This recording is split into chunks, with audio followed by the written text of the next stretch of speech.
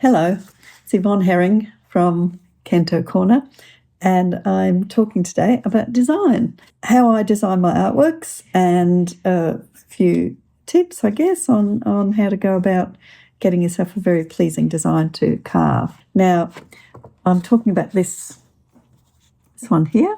It's an abstract, and you get your funniest ideas from walking around Japan.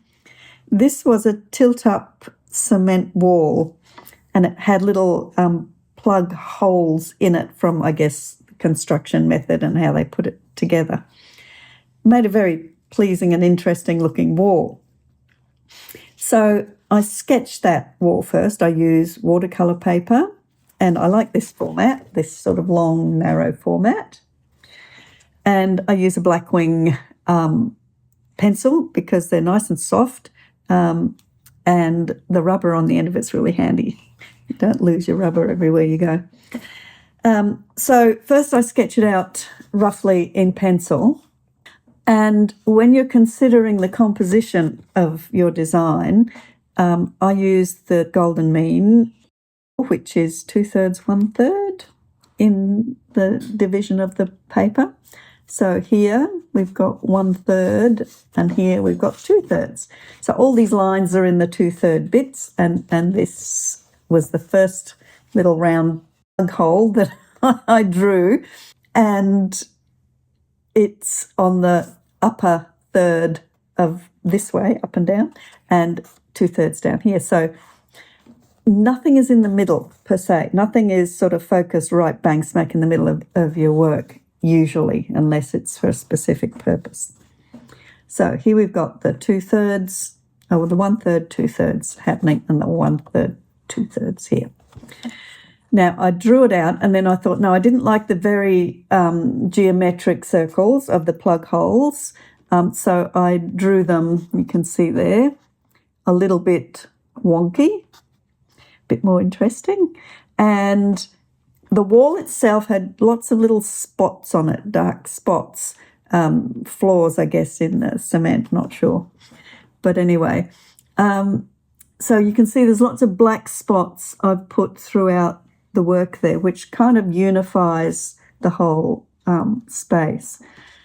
The other thing that was on this wall was a lot of scratches. People had obviously, run bike handles along it, or they just, scratched it somehow. It's been worn. And so I liked these lines. I liked the fact that they were all irregular, and then they got wide and then they got narrow. And so the modulation was really quite fun. So I drew the lines in, and then I thought, when I got my watercolor paints out, I could add some color to these lines to make a composition that excited me.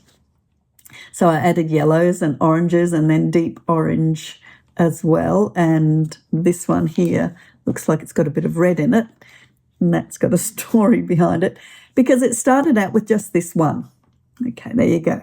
And I thought when I looked at it, when it was finished, it needed something else.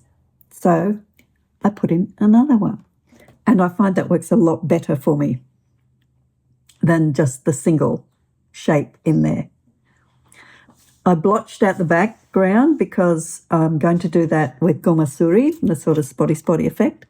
And it gives the whole thing a much more solid feel in the background, but I'm leaving these areas in between the lines white, just to bring an emphasis to that lovely play of line and colour. So that's how I design, and that's how big it is.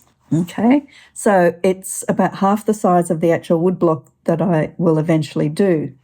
So what I do from this piece of watercolour paper is I take it over to my photocopier and I blow it up to A3 size. So it becomes much wider, much longer, about 400 long by about 200 wide.